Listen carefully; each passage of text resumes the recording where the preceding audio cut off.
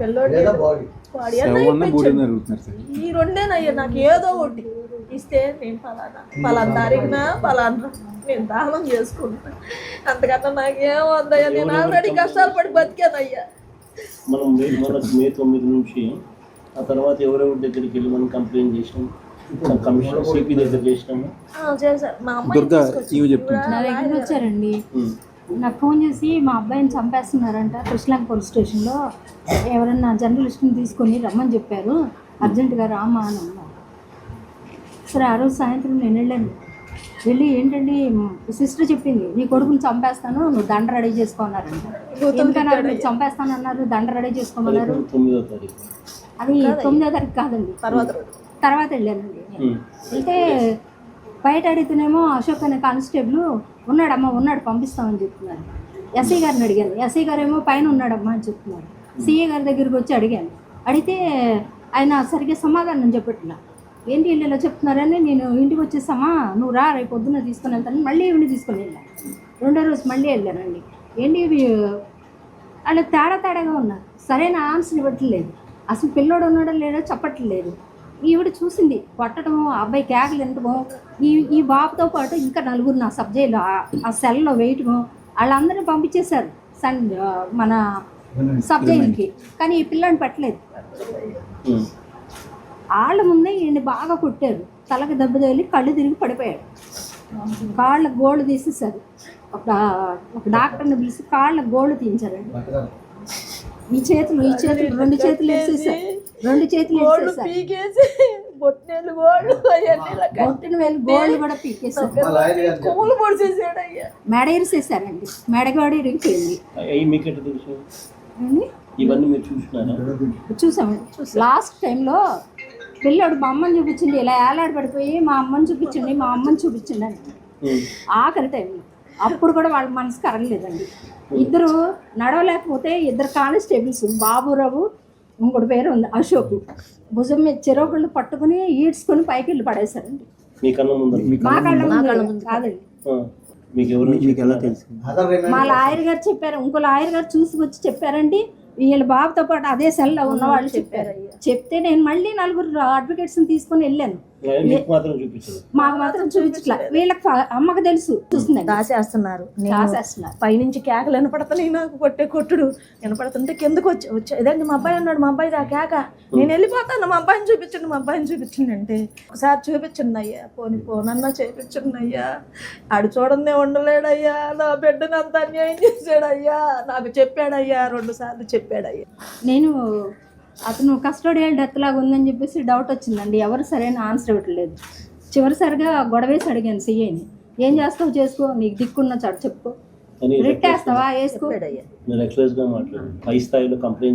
డీజీపీకి complaint చేశానండి, డీజీపీకి complaint చేశాను. అక్కడి నుంచి కమిషనర్కి వచ్చింది ఆ లెటర్, తీసుకున్నారు, సైలెంట్ అయిపోయారు, ఏం పట్టించుకోలే. హ్యూమన్ రైట్స్కి వెళ్ళి కంప్లైంట్ చేసి ధర్నా చేసి హైకోర్టులో రిట్ వేసాం.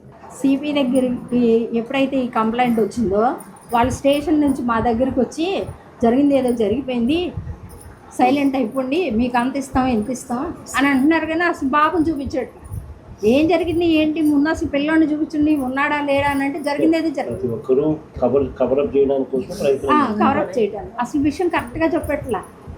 కొన్ని కొట్టాడు, నేను అన్నానండి మీరు కొట్టారు తెలుసు, వాడికి సీరియస్ అయింది, మీరు ట్రీట్మెంట్ ఇప్పిస్తున్నారంట, బాబుని ఇచ్చేయండి, మేము కేసు పెట్టుకోం, వాళ్ళ అమ్మ చచ్చిపోయేలా ఉంది, మేము కేసు పెట్టాం, ఏమొద్దు, చిట్లు పోయినాయండి, కాళ్ళు చేతులు చిట్లు పోయినాయి. 2 కేసులు ఉన్నాయండి, ఆ 2 కేసుల్లో కూడా వారెంట్ ఉంది. వారెంట్ మీద తీసుకొచ్చి అంత పని చేస్తారని ఎక్స్పెక్ట్ చేయలేదండి. అంత దారుణంగా కొట్టి చంపాల్సిన అవసరమే ఉంది. వారెంట్ మీద పట్టుకున్నావు తీసుకెళ్ళి కోర్టుకు పెట్టాలి, కోర్టుకు ప్రొడ్యూస్ చేయాల్సిన కేసు ఇది. అవునండి, అసలు తన దగ్గర చిన్న ఇష్యూ అండి.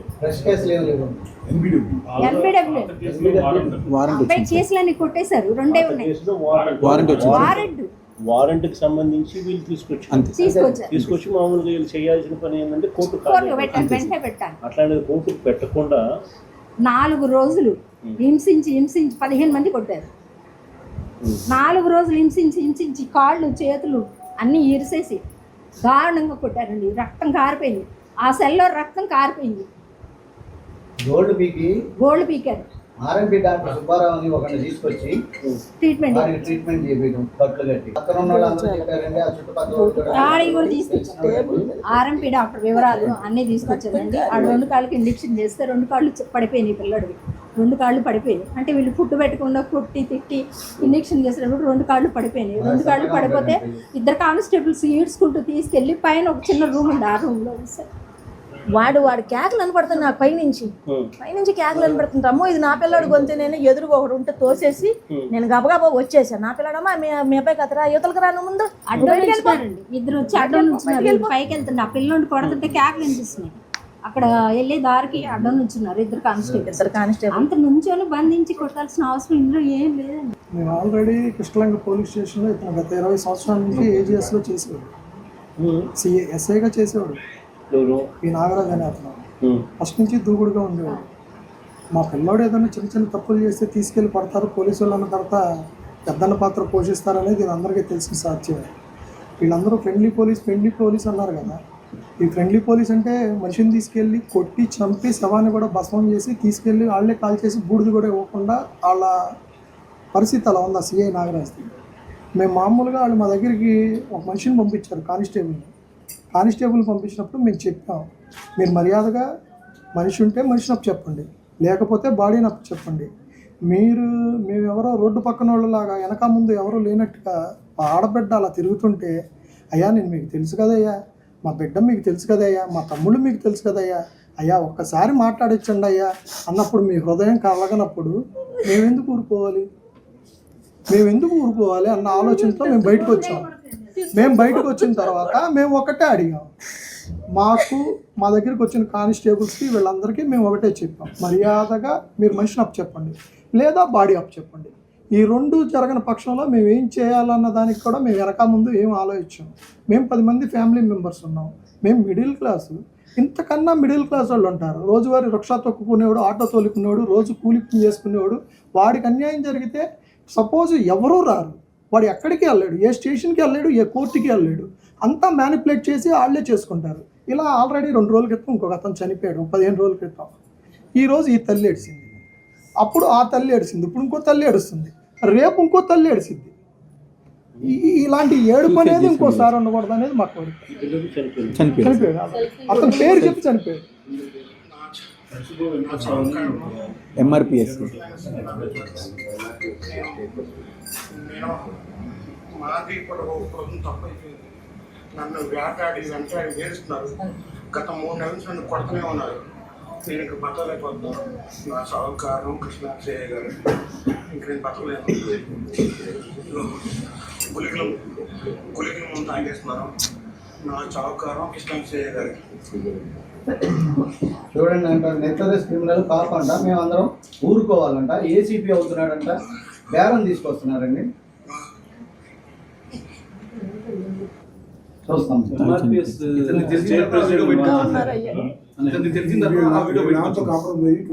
మేము బయటకు వచ్చిన తర్వాత మాతో పాటు వాళ్ళందరూ కూడా వచ్చారు. దేశంలో రొటీన్ గా ఇది ఒక పద్ధతి ప్రకారం జరిపిస్తాను. ఇతను అసలు మామూలు ఇది జరిగి